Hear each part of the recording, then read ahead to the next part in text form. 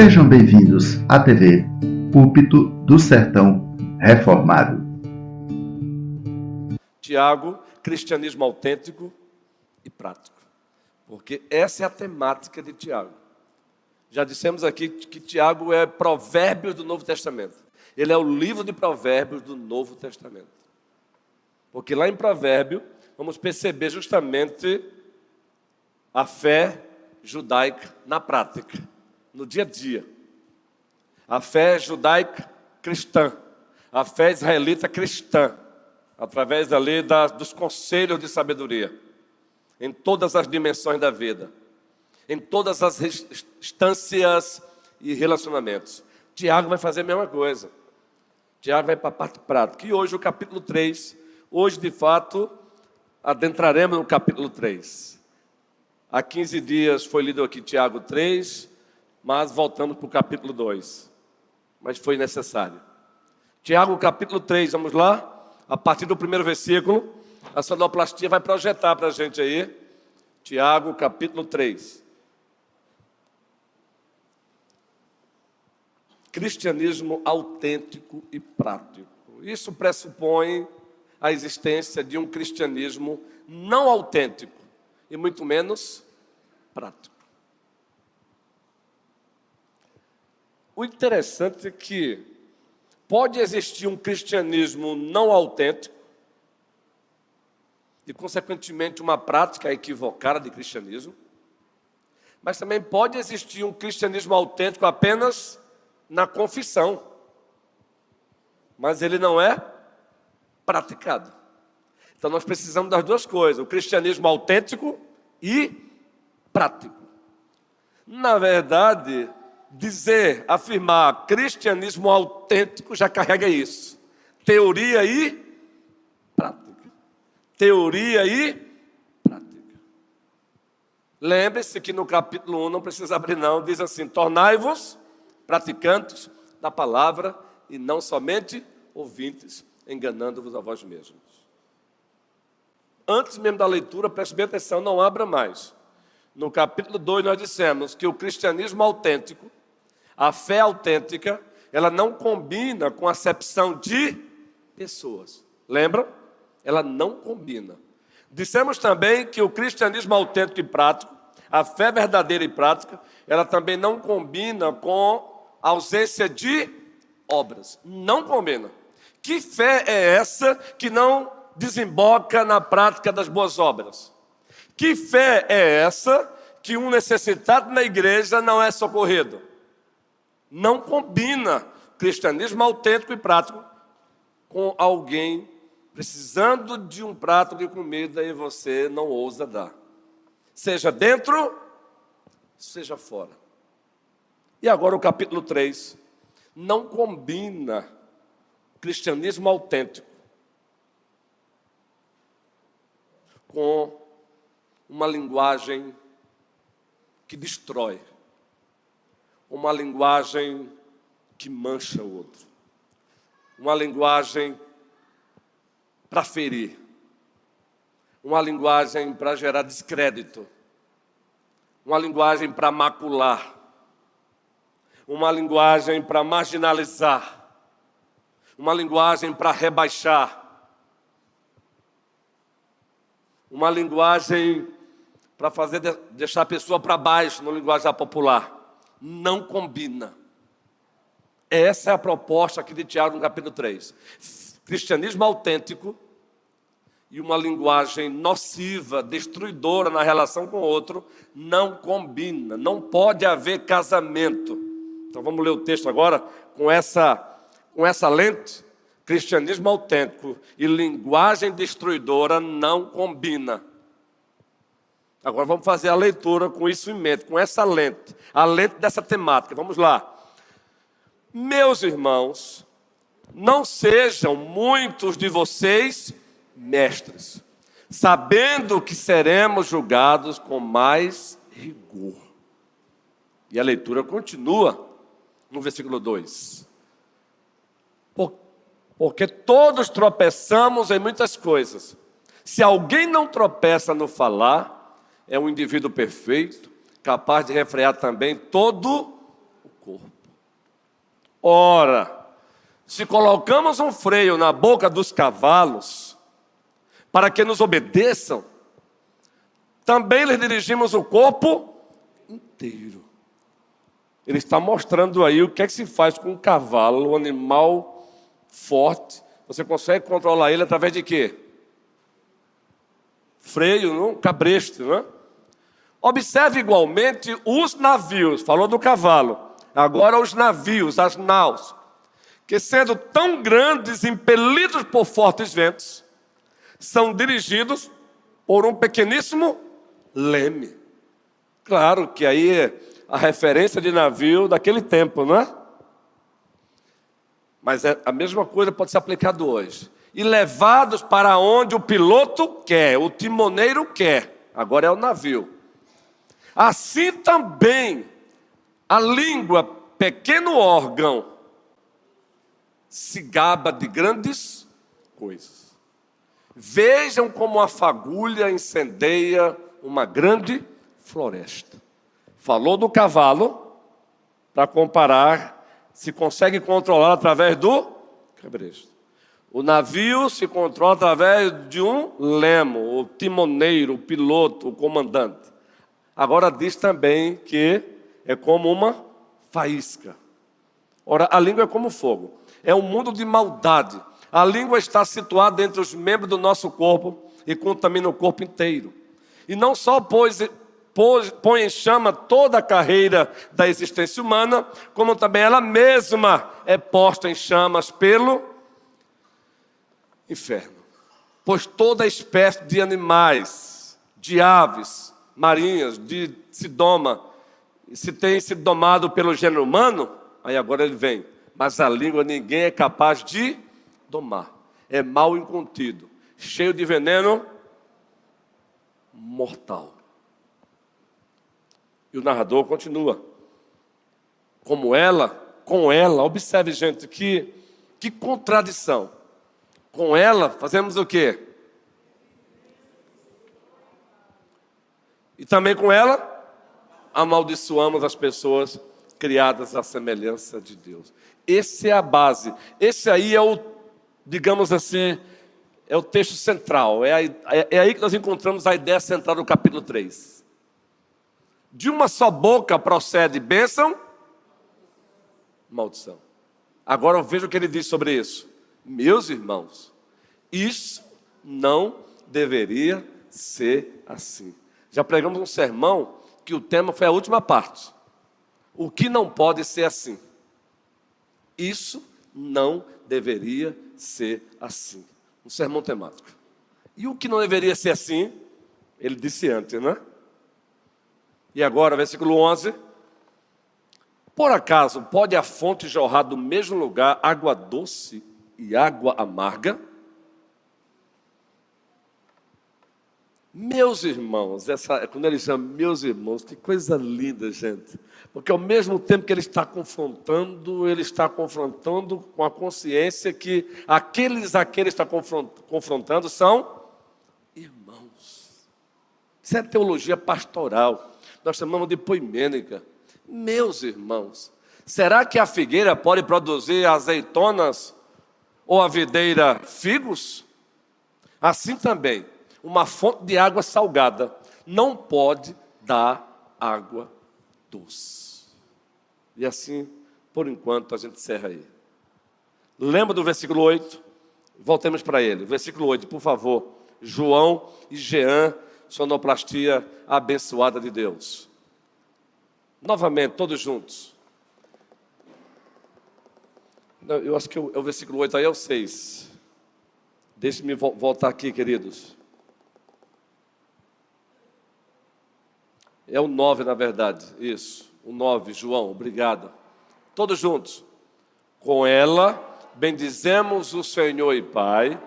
Também com ela, amaldiçoamos as pessoas criadas à imagem e semelhança de Deus. Tudo o que Tiago está querendo dizer, ele resume aí. Por que é que ele está dando todo esse exemplo aí? Primeiro ele começa destacando o ofício de mestre na igreja, que são os pastores. O que ele está dizendo é: não queiram ser mestres. Se vocês não foram chamados, não queiram, porque eles serão extremamente cobrados. Se vocês serão cobrados, eles serão muito mais. É isso que ele começa falando. Então não queiram, cada um fique no posto para o qual Deus chamou. E depois de falar isso, aí ele já entra logo nos chamando para uma linguagem concreta, falando sobre um cavalo, naqueles tempos, poder bélico, um exército que tinha bons cavalos, era poder bélico. Hoje são os tanques. Depois ele cita o navio. Depois ele cita o que mais, gente? A língua como fogo, e apenas uma faísca coloca a floresta toda a petição. Depois ele cita uma fonte onde dela sai água doce e água salgada. Tudo isso para dizer o seguinte: não combina, não há coesão, não há coerência. É inadmissível que a fé verdadeira caminhe junto com uma língua que se usa apenas para destruir. E destruir quem? O outro, criado à imagem e semelhança de Deus. Uma língua que se usa para destruir o outro. Essa é a temática principal aqui, queridos.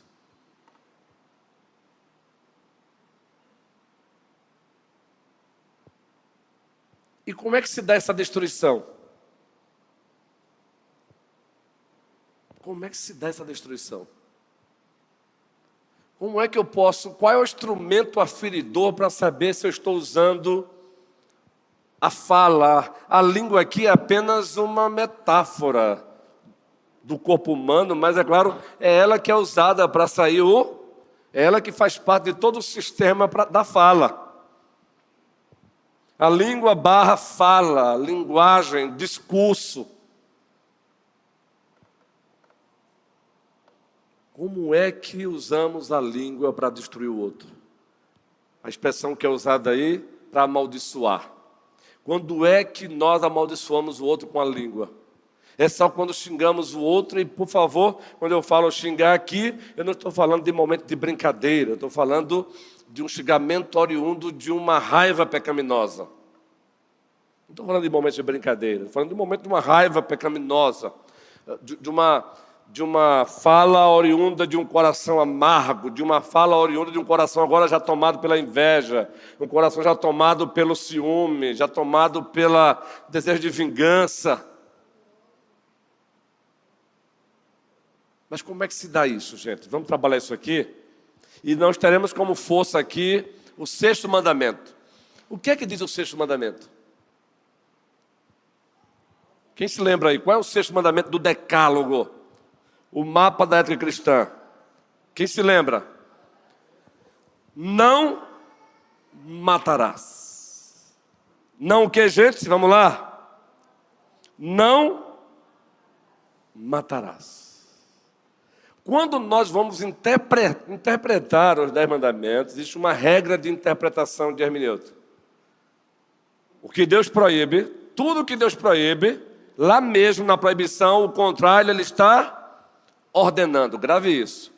Tudo que Deus proíbe, o contrário, Ele está ordenando. Então Ele diz: não matarás. O que Ele está ordenando ao contrário? Lute pela vida. Faça tudo para preservar a vida do outro. Agora, é só a vida enquanto existência aqui? Não. Assim como o não matarás, ele não se resume em tirar a vida enquanto existência aqui, vai para além disso. Assim também, o preservar a vida vai para além de impedir que ele morra, literalmente falando. Mas envolvem a sua imagem, a sua reputação, a sua posição, o seu bem-estar, o seu progresso. Envolve tudo. E aí eu quero abrir aqui, querido, o Catecismo Maior, esse documento maravilhoso, só para ler aqui com vocês algumas partes maravilhosas desse Catecismo Maior, que fala sobre o 6º mandamento. Eu quero ler para vocês aqui, rapidinho. Deixe-me abrir aqui o Catecismo Maior, se a minha visão aqui permitir. Eu estou aqui no aplicativozinho que nós temos ele aqui. Catecismo Maior de Westminster. Está aqui o catecismo, vou procurar o Catecismo Maior. Isso, quero procurar aqui os mandamentos. Aqui tem os prefácios, observem. Eu vou correr com você. Só um minutinho. Aqui já estou no 8º mandamento. Isso, 4º mandamento, isso, 5º mandamento, 6º mandamento. O 4º...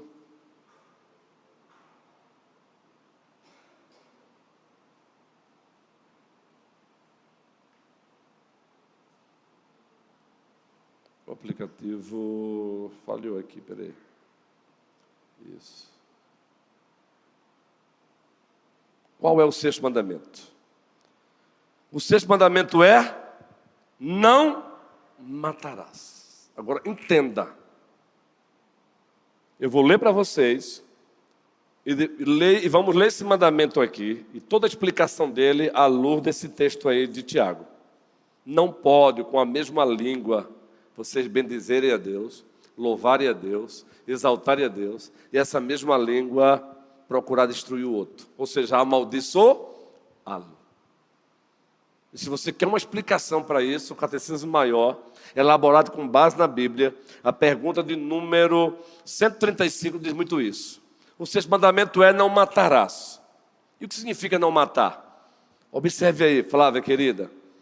Quais são os deveres exigidos no 6º mandamento? Quais são os deveres exigidos no 6º mandamento?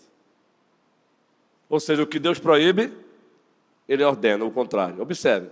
Os deveres exigidos no 6º mandamento são todo o empenho cuidadoso e todos os esforços legítimos para a preservação de nossa vida e a do outro. Todo desempenho, todo esforço legítimo para preservar as nossas próprias vidas e a vida dos outros, resistindo a todos os pensamentos e propósitos.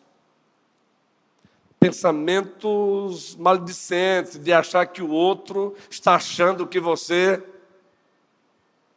Pensamento de achar que o outro não gosta de você. Preste bem atenção,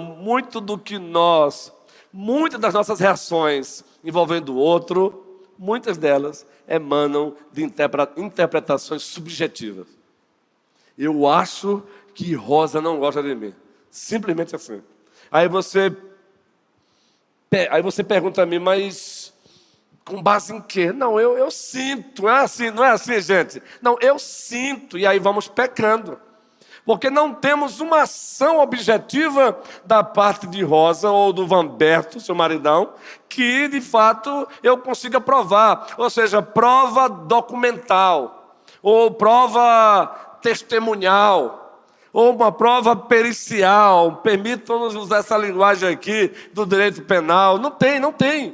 Nada tangível, palpável. Eu simplesmente olho para o presbítero Hermes e digo: olha, eu acho que ele não gosta de mim.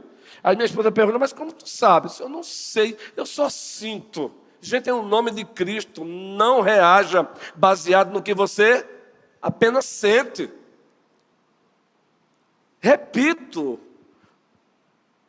muitas das nossas reações dirigidas ao outro são interpretações subjetivas. Então veja o que o narrador narra: olha, evitar pensamentos e propósitos que venham fazer mal ao outro, subjugando todas as paixões e evitando todas as ocasiões, tentações e práticas que que tende a tirar injustamente a vida de alguém, por meio de justa defesa dela contra a violência, por paciência em suportar a mão de Deus, sossego mental, alegria de espírito e o uso sóbrio da comida, bebida, remédios, sono, trabalho, recreios. Aí novamente, por pensamentos caridosos, amor, compaixão, mansidão, benignidade, bondade, comportamento e palavras pacíficos, brandos e corteses, a longanimidade e prontidão para se reconciliar, suportando pacientemente e perdoando as injúrias, dando bem por mal, e também confortando e socorrendo os aflitos, e protegendo e defendendo o inocente. Quero aqui destacar apenas algumas, Rosinha. Bem mais prático aqui. Quando eu deixo de ser longano com o outro, eu estou quebrando o 6º mandamento. Longânimo, exercer paciência para com ele. Mas é exercer uma paciência sobrenatural. Não é aquela paciência que a gente no dia a dia brinca, eita, haja paciência, né? Com esse cara. Não é essa paciência. É uma paciência sobrenatural. E é uma paciência ativa e não passiva. Porque eu posso ter uma paciência passiva no sentido de, veja, ele lá e eu aqui. Claro que há situações na vida, há momentos, existem agravantes, situações, que o próprio Deus vai me ordenar, princípio bíblico, que determinadas pessoas, pelos que fizeram, por um bom tempo, até que reconquiste a confiança, são eles lá e eu aqui. Mas eu não posso generalizar. Quando eu deixo de ter paciência com o outro, estou quebrando os 6 mandamentos. Quando eu deixo de ser benigno com o outro, eu estou quebrando os 6 mandamentos. Quando eu deixo de cooperar com o seu progresso espiritual, eu estou quebrando o 9º mandamento. Eu estou impedindo que ele avance. Quando eu deixo, veja, pecado de omissão. Existe pecado de omissão e pecado de comissão. Pecado de omissão, quando eu deixo de fazer o que Deus manda em prol de Gi. Quando eu deixo de fazer o que Deus manda em prol do diácono Ricardo, de Vânia, de Edilda, de Robson. Quando eu deixo de fazer o que Deus manda em prol de Tassiana, do Erasmo, de Iris, de Natália. Tudo que eu deixo de fazer em prol do pastor Abraão, esse veterano de guerra, que vai beneficiá-lo no seu crescimento, na sua vida espiritual, na sua comunhão com Deus, eu estou quebrando o 6º mandamento. Então é muito mais do que nós imaginamos. Sabe por que muitas vezes nos achamos espiritualmente melhor do que o outro? Porque justamente usamos o outro como medida. E quando usamos o outro como medida, numa área ou outra eu estarei bem melhor do que o outro. Correto? Então é fácil empinar o nariz. Mas quando eu me coloco diante daquele que é a régua perfeita, a estatura do varão perfeito, Jesus Cristo, Efésios, está lá, capítulo 4, aí a coisa boa de João. Porque diante da estatura do varão perfeito, quando eu me coloco diante dele, aí eu percebo que, na verdade, até o que de melhor eu tenho, mais do que você, numa área ou outra, diante dele, desaparece. E aí eu recuo. Então eu mato, mas eu quero ler aqui, eu quero continuar, não quero ficar preso aqui o catecismo não. Só quero ler outra parte aqui para a gente prosseguir, só com a Bíblia mesmo aqui.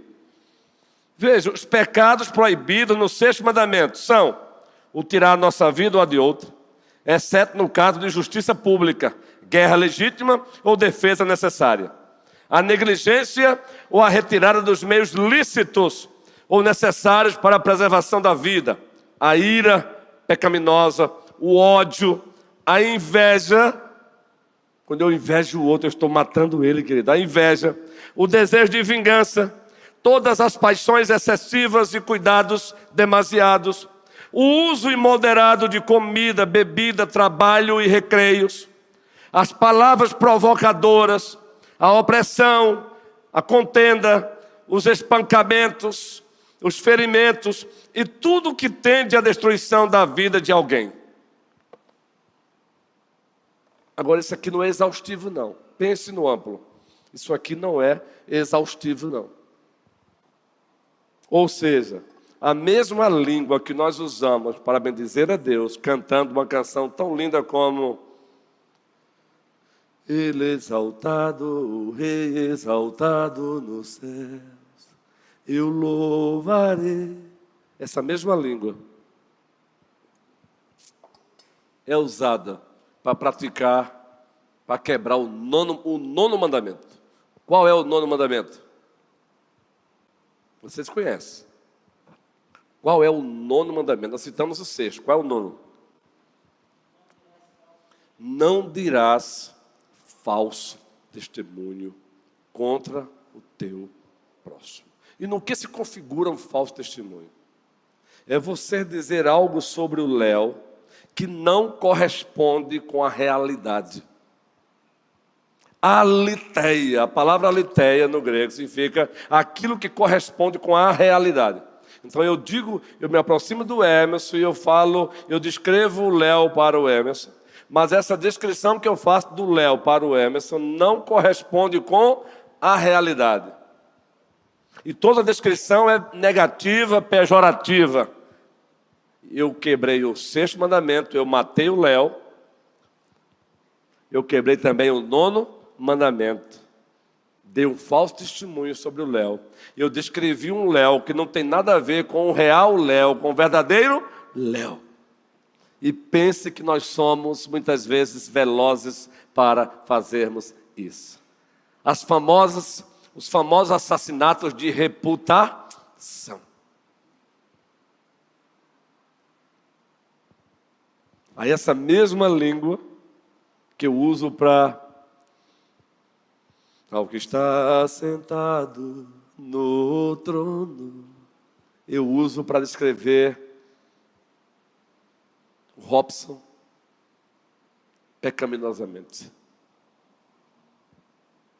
para o pastor Abraão. Agora, nenhuma descrição, nenhum falso testemunho que eu dou do outro, ele nasce do nada. Tem uma causa. Aí você vai fazendo uma autópsia, né? Uma autópsia do pecado. Aí você vai perceber que existem causas diversas, todas elas pecaminosas. Então, uma descrição falsa que eu dou do Carlos para o João, ela pode ter como nascente a inveja. Entendeu? E aí vejo que a inveja é um pecado gritante que Deus abomina, mas ele me leva a cometer outros pecados. Aí eu vou amaldiçoar o Carlos, escrevendo pecaminosamente para o João ou Luciano. Eu estou amaldiçoando o meu irmão, queridos. A gente pensa que amaldiçoar é simplesmente aqui fazer uma oração imprecatória. Maldito, desgraçado, não. Não importa que tipo de descrição você faça, seu objetivo se não corresponde com a realidade, você está pecando. A língua que você usa para cantar, você está usando para amaldiçoar o outro. E o outro feito à imagem e semelhança de Deus. A fé autêntica não combina com uma linguagem de difamação. Agora, cuidado, porque muitas vezes essa difamação, ela não aparece como muitas vezes esperamos. E por isso que muitas vezes o outro cai na armadilha e às vezes empresta até o ouvido para isso. E você sabia que quando você empresta o seu ouvido para ouvir uma difamação diante de Deus, você está sendo cúmplice. Porque está se acovardando, porque você sabe quem é a pessoa. E você sabe que não corresponde com aquilo e você não repreende. E eu achei lindo esses dias, Yasmin, não é a Yasmin aqui desta igreja, é a Yasmin, filha do Joelso e Kelino. Ela está lá no departamento infantil. De forma bem descontraída, lá na casa pastoral, eles estão lá conosco, hospedados. Aí o pai, o Elcio, começou a compartilhar o que aconteceu num evento da igreja que eles congregam. Aí ela disse assim, claro que na inocência dela, né? Ela não tem discernimento ainda para separar tudo, né? Não pode, viu? Não pode falar. Porque ela usou uma expressãozinha lá, eu não sou o quê? Maria Bo? Isso. Não pode. Aí ele continuou, não pode. Uma criança aprendendo o que é que pode, o que é não. Eu achei lindo. Mesmo não tendo discernimento. Discernimento para poder saber o que o pai estava falando, não tinha nada a ver com aquilo, não estava quebrando a regra. Mas veja que coisa linda. Não pode. Não pode. A mãe pediu para ela contar um pouquinho como foi um encontro que teve. Teve um encontro das crianças na igreja. E ela disse, eu não vou contar porque não pode. Aí a mãe disse, menina, é só um testemunho. Eu não vou contar porque não pode. E ela não contou. Você está entendendo? Uma criança. Mas aí, por inveja, outros pecados mais, eu descrevo Natália para Keline falsamente. E o que eu descrevi de Natália para Keline não corresponde com a realidade. Eu quebrei o 9º mandamento. Diante de Deus e diante das pessoas. Mas também eu quebrei o 6º mandamento. Mas, queridos, na segunda tábua da lei, comumente descrita assim, tem mais mandamentos aí sendo quebrados na segunda tábua. Eu falei que quando eu descrevo Wanda para agir, uma descrição que não corresponde com a realidade, como fruto de inveja ou sentimento de vingança, porque ela fez algo contra mim em tal lugar, eu estou quebrando não apenas o 6º mandamento, não matarás, eu não estou quebrando apenas o 9º mandamento, não dirás falso testemunho, mas na segunda tábua ainda eu estou quebrando outros mandamentos. Quais são? Observe que tem ainda. Vamos fazer aqui pense direitinho aí. Faça um exercício, abra sua Bíblia agora em Êxodo capítulo 20 e procure os mandamentos da segunda tábua, com exceção do último mandamento. Deixa o outro mandamento para depois, mas vejam aí. Faz perceber agora, eu já citei o 6º, não matarás. Se bem que começa com honra teu pai e honra tua mãe, não é? Honra teu pai e honra tua mãe. Eu já citei que quando eu descrevo Sônia para Morgana, e essa descrição que eu fiz de Sônia para Morgana não corresponde com a realidade, e o objetivo foi queimar Sônia para Morgana, ou desacreditar Sônia para Morgana, eu quebrei o 6º mandamento, não matarás, eu quebrei o 9º, não dirás falso testemunho contra o teu próximo, mas eu quebrei mais aí. Quais mandamentos da segunda tábua eu não citei aí, com exceção do último, do 10º? Não furtarás, você está furtando a boa reputação do outro. Você está furtando. Talvez o outro tenha até, de fato, uma reputação digna de ser citada. As pessoas admiram e você se incomoda por isso. Então, você se incomoda tanto, você prefere jogar uma lamazinha para esconder a reputação do outro. Entende agora? Sabe aquela pessoa que tem uma reputação, de fato, um ser, uma mulher, um homem que por si só fala, por onde ela passa é bom testemunho, mas outro se incomoda. Mas as pessoas que se incomodam, elas não ficam na passividade, elas se tornam ativas. Aí vão jogar uma lamazinha. Eu fiz até, não foi, o texto que eu fiz ali não foi, foi só uma reflexão. No dia do meu aniversário, quarta-feira, acho que foi na quarta ou foi no sábado mesmo, não, foi na quarta, eu coloquei um textozinho. Como já dizia um certo filósofo, quanto mais lama se joga no homem de caráter, é claro, mais o caráter desse homem se destaca e se fortalece. E disse isso porque, de fato, na caminhada, você lê as histórias por aí, homens e mulheres de Deus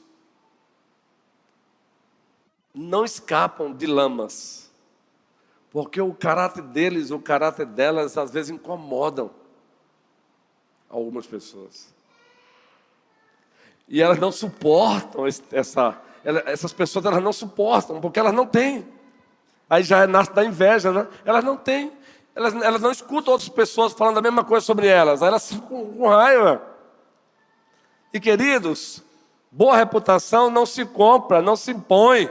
Se conquista. E se conquista caminhando com o outro, estando do lado do outro, chorando com o outro. Aí tem gente que acha que ele pode impor. Não, fale bem de mim, viu? Já pensou eu chegar para a igreja? Ei, vocês vão para... imagine, quando a Elcio chegasse, chegar legal e dissesse: Elcio, Kalene, já sabe, viu? Fale bem de mim, viu? Não é, Silene? Não, fique à vontade. A Bíblia diz: deixe que os outros te louvem. Mas aí tem os incomodados, meu irmão. Eles não suportam isso.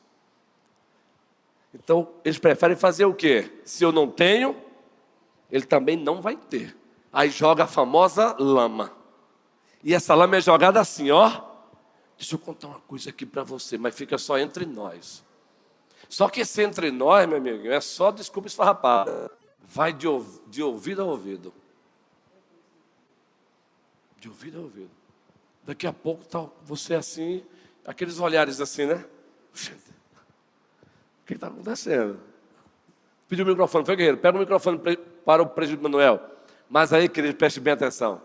Quanto mais jogam numa mulher de caráter, é claro, mais o caráter dessa mulher se destaca e se fortalece. Fique certo disso. A lama, ela sai porque ela não suporta o caráter. Porque o caráter é como é água cristalina banhando você em todo o tempo. Banhando você em todo o tempo.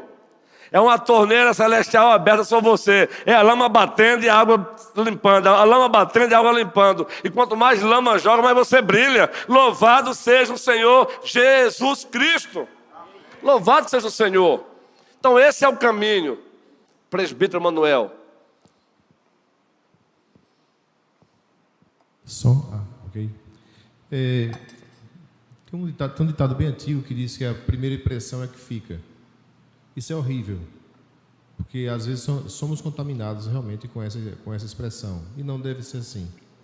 Infelizmente, algumas pessoas, como você falou, jogam lama, e é horrível coisa você chegar num ambiente onde já jogaram lama na sua imagem e você vai encontrar resistência. E aí você não sabe o que aconteceu se eu cheguei aqui agora. Então, alguém chega na frente, depreda a sua imagem, e você fica sem conseguir viver naturalmente, porque você vai encontrar resistência, porque as pessoas foram contaminadas. Então, devemos ter muito cuidado. Aquele comentário bobo, né? Mas, na verdade, às vezes, isso traz grandes males para o outro. Verdade. E rouba a reputação do outro, né? Talvez até mate a imagem do outro. E o outro sofre injustamente. Verdade, guerreirão. Na verdade, guerreiro, como dissemos, está quebrando o sexto, está quebrando o nono e está quebrando o oitavo mandamento. Está quebrando toda a lei. Presbítero Emerson, é isso mesmo, guerreirão. Microfone aqui para o presbítero Emerson, enquanto vocês vão só comentando. Então vejam, queridos, não combina a fé verdadeira com uma língua que destrói o outro, difamando, caluniando. Não combina. Mas o contrário, o que é que a língua tem que fazer com o outro? Construir a reputação dele no Senhor e para a glória do Senhor. Você é um instrumento para ajudar a construir o bom caráter do outro, a reputação do outro. Você deve ser canal de bênção. Você deve ser uma encanação por onde passa água cristalina, água potável, Me permita usar essa linguagem. Você tem que ser água potável na vida do outro. Você tem que ser água potável na vida do outro. E quanto mais ele bebe, ele quer você por perto, porque a sua vida para ele é uma água potável. Mais do que potável, é uma água que tem na medida gelada. Ela é geladinha, gostosa. Aí você quer sempre essa pessoa por perto. Tudo que Deus proíbe, o contrário é ordenado. Então, se Ele está me proibindo a destruir o João, quebrando o nono mandamento, dando falso testemunho, o contrário é ordenado. Eu devo dar um bom testemunho dele. Agora, não é inventar, é dar um bom testemunho mesmo.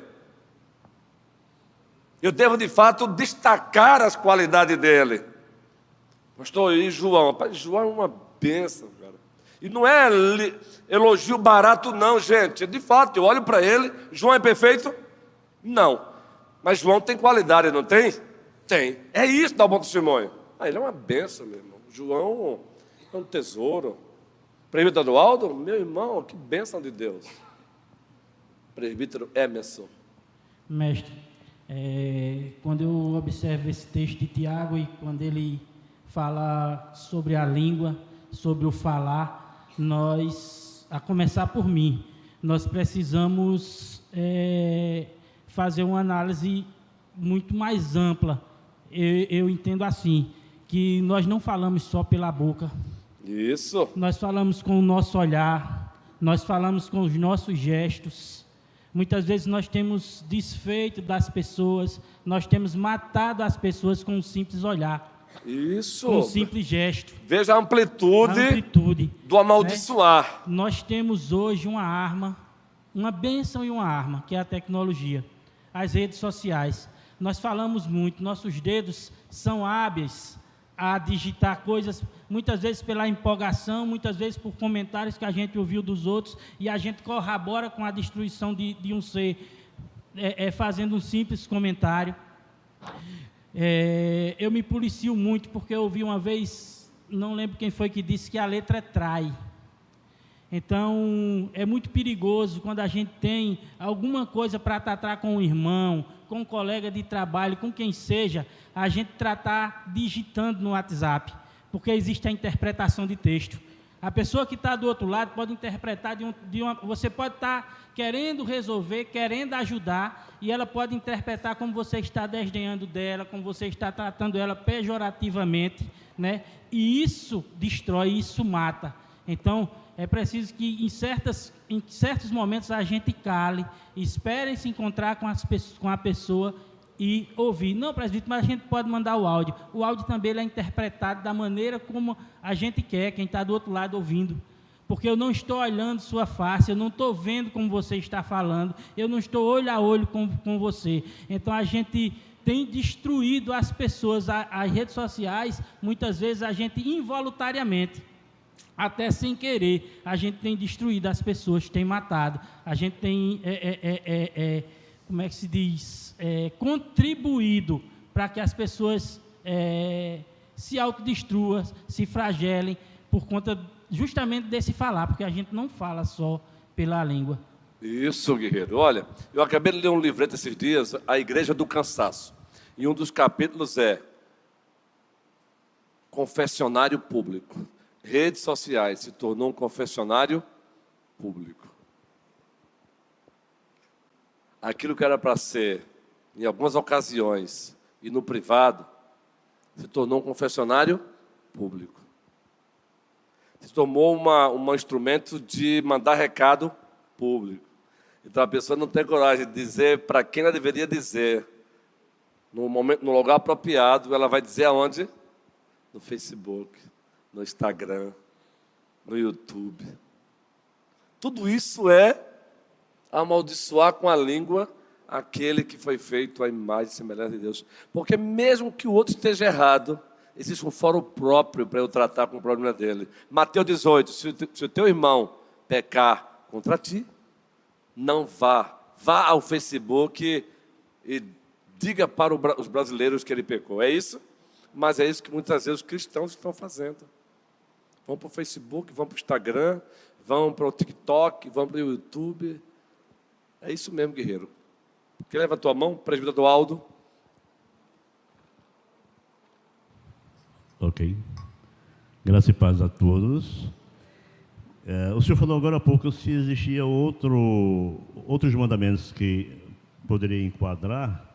No meu entender, o segundo também é bem prático, porque se na medida que eu ajo dessa forma, literalmente eu estou deixando de amar o meu irmão.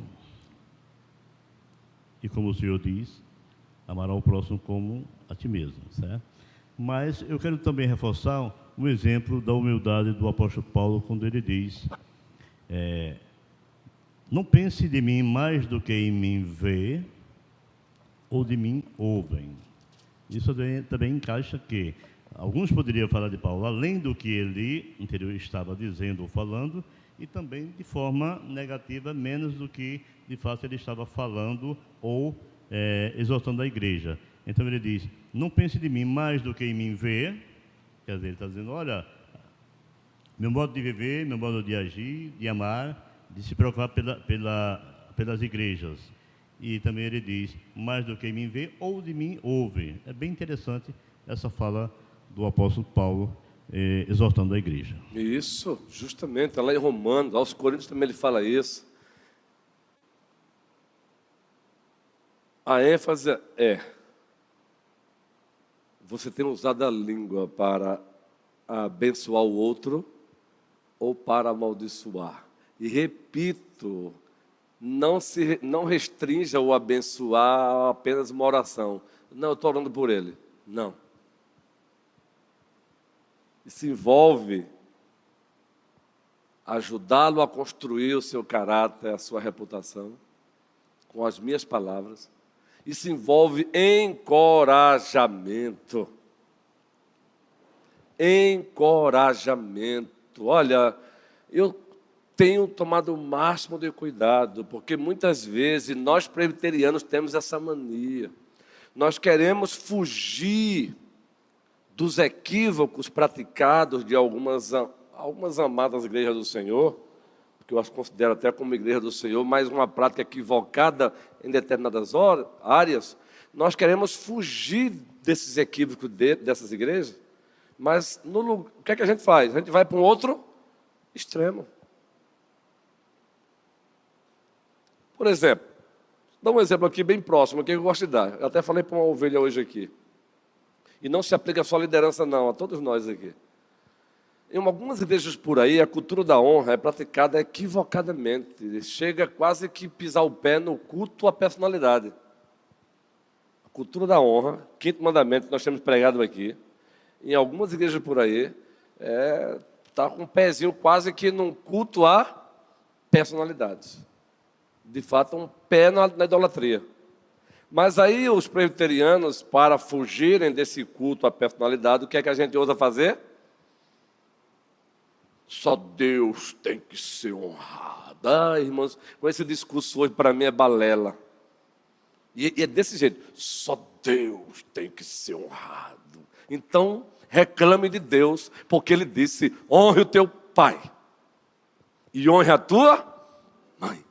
Louvado seja o Senhor.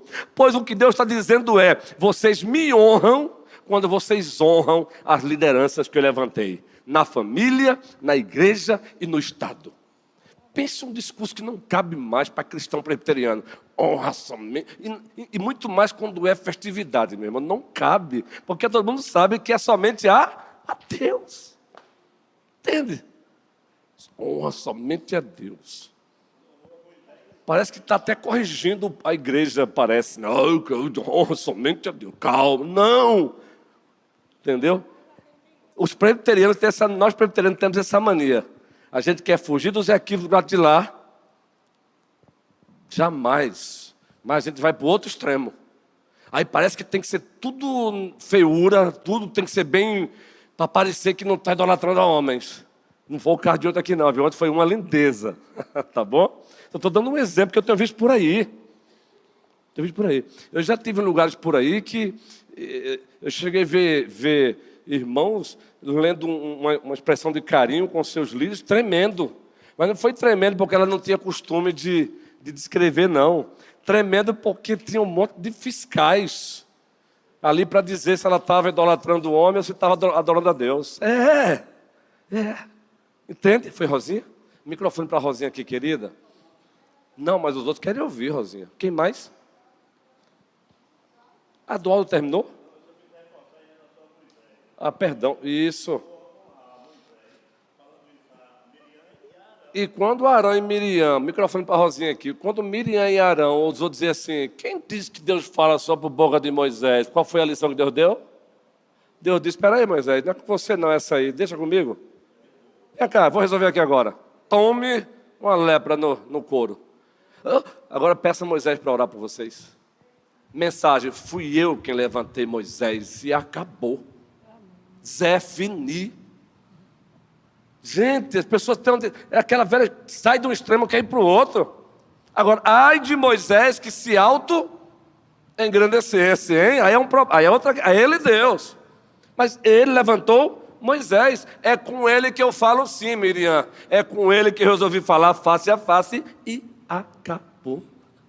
Josué, primeiro capítulo, eu vou te engrandecer.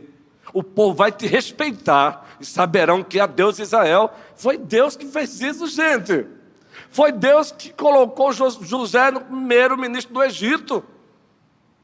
Agora, o que o homem vai fazer com isso ou não? Aí Deus, pois a soberba precede a queda. Então, igreja amada, ontem foi lindo. Só estou dizendo assim, não se deixe ser tomado por esse discurso de isso é idolatria. Aí Paulo, capítulo 4 de Filipenses, diz o quê? Honrai a homens como este. Ontem mesmo, ouvi do pastor Samir, um amigão mesmo. Você sabe que nós temos muitos colegas de ministério e temos os amigos. Os amigos são aqueles com quem, além de ser irmão em Cristo, colega de ministério, é com quem você realmente tem uma abertura para compartilhar tudo, né? É o pastor Samir. E não estou falando isso aqui porque os pais deles estão aqui, não. Porque nós caminhamos juntos em Limeira, uma batalha pesada nós dois juntos. E Deus hoje honrou. Eu vou passar, Rosinha. Por que pediram um vídeo ao pastor Samir? Foi por quê? É porque não tinha mais ninguém para pedir vídeo? Não fui eu que pedi. Por que pediram? Porque sabe que ele é o quê? Porque ele me honra e eu o honro também. Entende agora? João Paulo, viram João Paulo ali? João Paulo e Ellen? É nesse sentido que eu estou falando. Rosinha, fala, senão você não vai falar hoje, a hora está chegando. É sobre e eu quero que você coma bode hoje. Bode! Sobre a honra, eu fiquei muito vergonhosa quando ele me chamou lá no cabo. Fiquei assim, com vergonha, porque eu gosto de ajudar, trabalho na obra, não quero nenhum...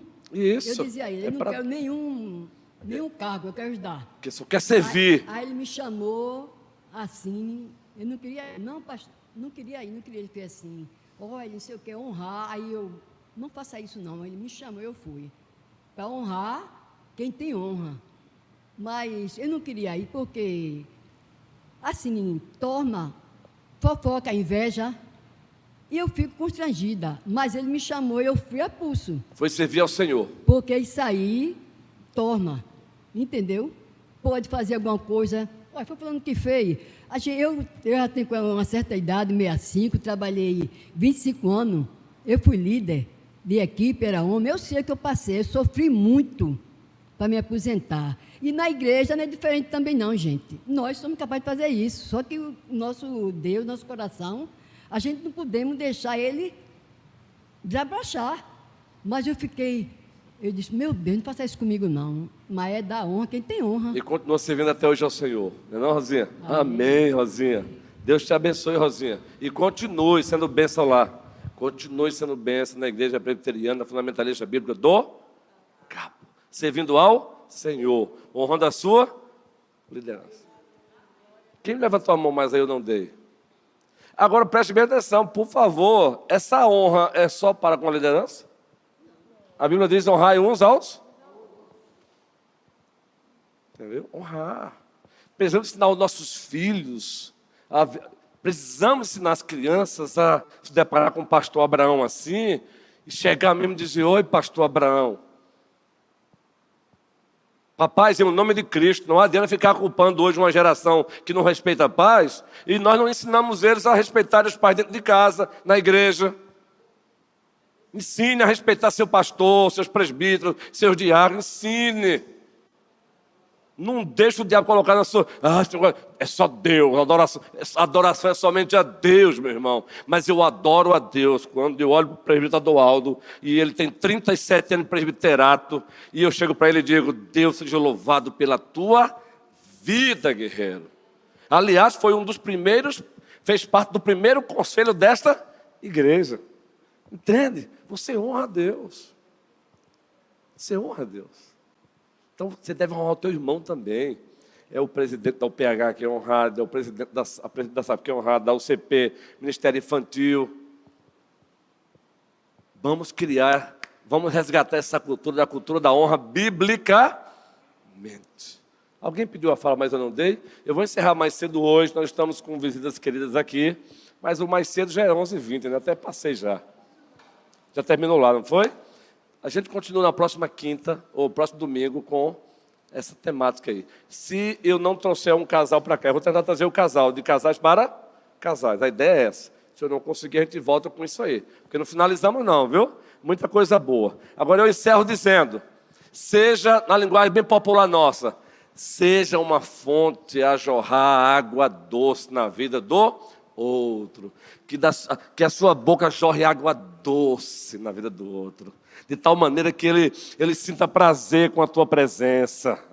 Que você seja um instrumento nas mãos de Deus na vida do outro. Encoraje-o, honre-o. Fale, é isso aí, meu irmão, continue. Tu tens me abençoado, continue. Conte comigo, incentive, encoraje. Empurre ele para o bem, não para o mal. Dê aquele santo empurrão, tá bom? Fiquemos de pé e vamos orar.